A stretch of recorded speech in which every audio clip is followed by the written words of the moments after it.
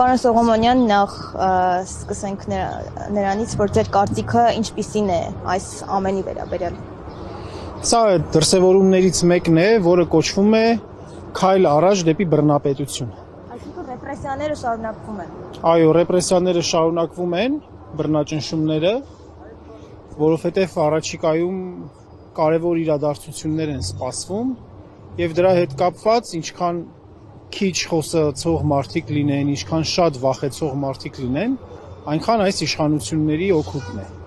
Առաջիկայում ինչ է սպասվում։ Առաջիկայում սպասվում է սահմանադրական դատարանում քննություն։ Քննություն կապված Բարգավաճ Հայաստան կուսակցության ձայների ճանաչման հետ, քննություն կապված ընդհանուր ընտրությունների արդյունքները չեղարկելու հետ եւ այլն։ Սա մեկ։ Բայց որ էլ ավելի վտանգավոր իրադարձություն է սպասվում, կապված է Ալիևի կողմից Հայաստանի Հանրապետությանը այսպես կոչված նոր սահմանադրություն պարտադրելու հետ,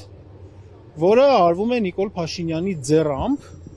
եւ այդ գործընթացի դեմ խոսացող մարդկանց մեկուսացնում են։ Արմեն Աշոտյանին այդպես մեկուսացրեցին, Անդրանիկ Թևանյանին մեկուսացրեցին, Ավետիք Չալաբյանին են ուզում մեկուսացնել, Ալեն Ղևոնդյանին,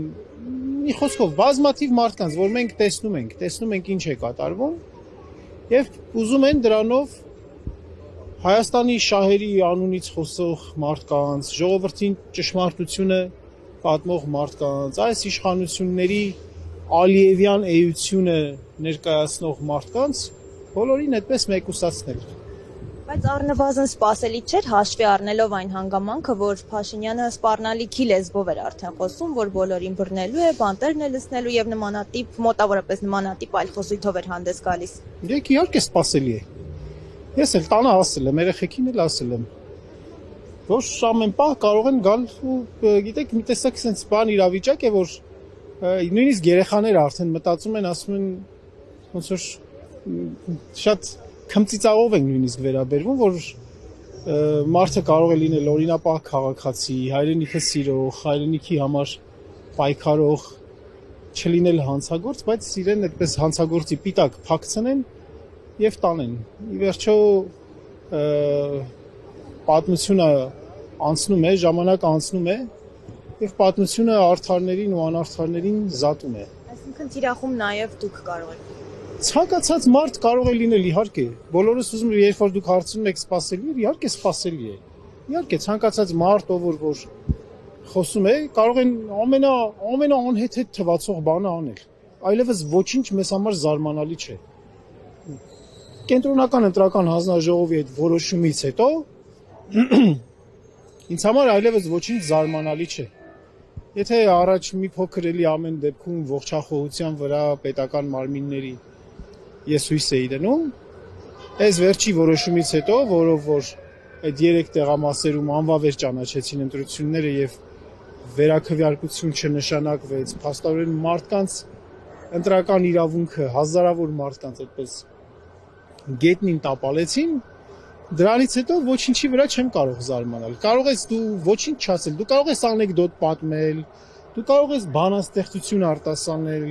դու կարող ես պարզապես ոչինչ չանել ու քո լռության հետ կապված քրեական գործ հարուցել, այնպես որ ոչ մի արտառոց բան այլևս չենք տեսնում։ Դասական բռնապետություն է, մի քիչ մեթոդները, ձևերը այդպես փորձում են էլի օրենքին հղում տալով, այդպես, բայց էությամբ Ստալինյան վարչակարգն է։ Սպասելիքների մասին խոսելով ինչ եք կարծում Փաշինյանի իշխանությունը կկալանավորի, թե ամեն դեպքում այս անգամ բարեհաճ կգտնվեն։ Գիտեք, Փաշինյանը, եթե ուշադիր եք եղել, խոսում է դատաիրավական մաֆիայի մասին։ Այսպես կոչված դատաիրավական համակարգում այն մարդկանց, ովքեր որ իրենց ողնաշարը պահում են, մաքուր են, չեն համագործակցում իշխանությունների հետ, նրանց քաղաքական պատվերները միանշանակորեն, միարժեքորեն չեն կատարում, փորձում են հավատարիմ մնալ սահմանադրությանը, օրենքին, իրենց կոչմանը, այդպիսի մարդկանց է հիմա էլ նա թիրախավորել։ Ասում է դատաիրավական մաֆիա, հիմա էլ դատաիրավական մաֆիան է դարձրել Հայաստանի թիվ 1 խնդիրը եւ նրանց հետ հաշվի արդար տեսնելու այդպես սպառնալիքներ է հնչեցնում։ Հիմա այդ խոսքերը, որ մենք այլ տեսանկյունից ենք նայում, հասկանում ենք հետեւյալը, որ այդ մարդիկ իր ասած այդ մաֆիան ընդհակառակը հենց օրենքով, սահմանադրությամբ եւ բարեխղճությամբ իրենց խղճով առաջնորդող մարդիկ են։ Եվ հիմա մենք ապավինում ենք այդպիսի մարդկանց ողջախոհությանը եւ մեր հույսը նաեւ կապված է այսօրվա դատական գործի հետ, որպեսզի տեսնենք խափանման նախ այս շինծու գործի հետ կապված գոնե խափանման պատշաճ միջոց կիրառվի էլի այդպես չդնեն կալանավորեն, որովհետեւ քննչական կոմիտեն կալանավորելու միջնորդություն են ներկայացրել։ Քննչական կոմիտեն մենք տեսնում ենք էլի ինչպես է մի մարդու պատվեր կատարում, էլի մի ամբողջ քննչական կոմիտե, պետական մարմին շատ ցավալիորեն կատարում է մի մարդու քաղաքական պատվերը, ցավոք։